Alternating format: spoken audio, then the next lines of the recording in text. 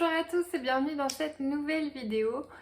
C'est la première vidéo des cahiers de vacances, donc cette série de vidéos qui nous suivra tout l'été. J'espère que cette série de vidéos vous plaira.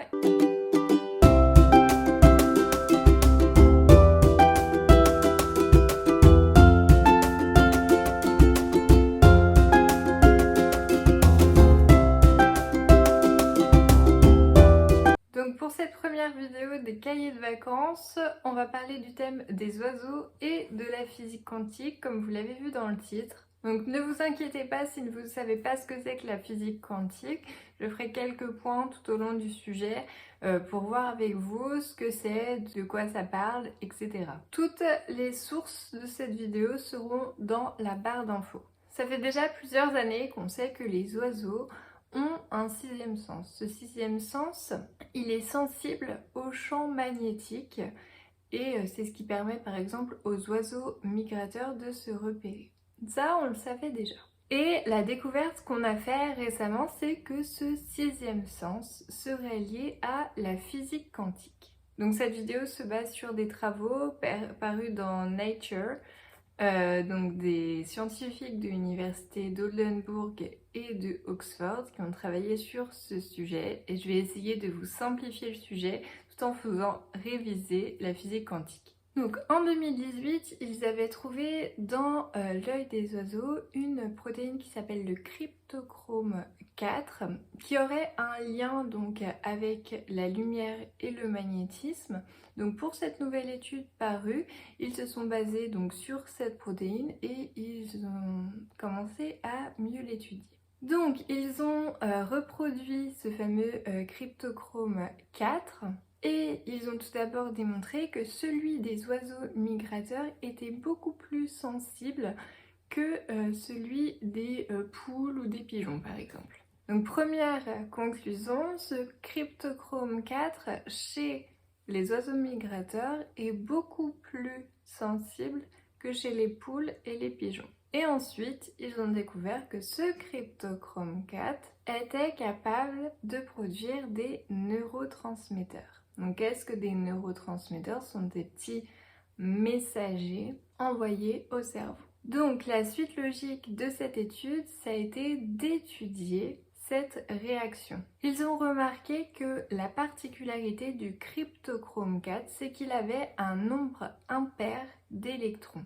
Et donc dans chaque paire de cryptochrome 4, on a donc 2 électrons solitaires.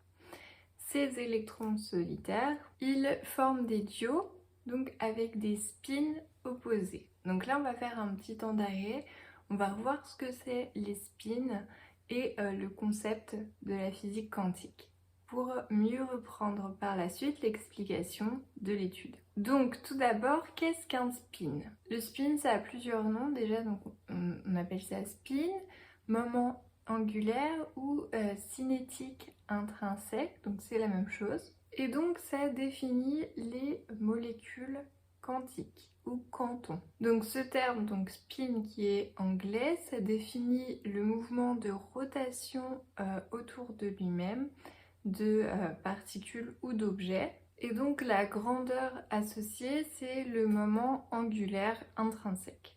Donc le spin, il est régi par la physique quantique, donc le module de son vecteur, donc sa longueur, elle est aussi régie par des règles bien spécifiques. Donc ces valeurs ne peuvent être que des entiers ou demi-entiers de la constante réduite de Planck, donc qu'on note petit h. Donc généralement, vous pouvez entendre que le spin de telle particule vaut 1 demi, 1, 0, ça sous-entend toujours le h bien entendu.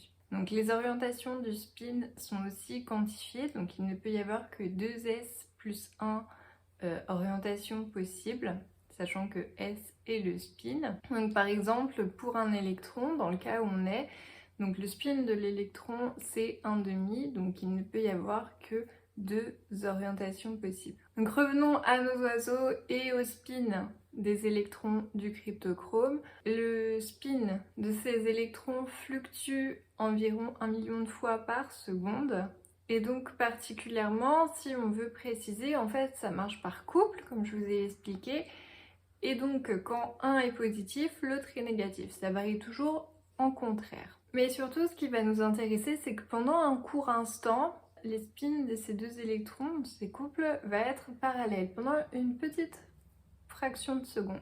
Et les chercheurs, donc dans cette étude, ont montré que c'était à ce moment-là, quand les spins étaient parallèles, que le neurotransmetteur était produit. Donc c'est à ce moment-là que le cryptochrome 4 parle, entre guillemets, au cerveau. Et donc en fonction de l'orientation de l'oiseau par rapport au champ magnétique, le cryptochrome 4 va envoyer donc plus ou moins de neurotransmetteurs au cerveau. Et donc le message sera perçu différemment. Donc pour le cerveau, le message sera différent. Donc bien sûr, cela implique qu'il y a une structure cérébrale chez ces oiseaux migrateurs capables d'interpréter le signal. Donc plus généralement, cette petite protéine, donc elle agirait comme une boussole qui redirigerait l'oiseau selon le champ magnétique pour le conduire du coup,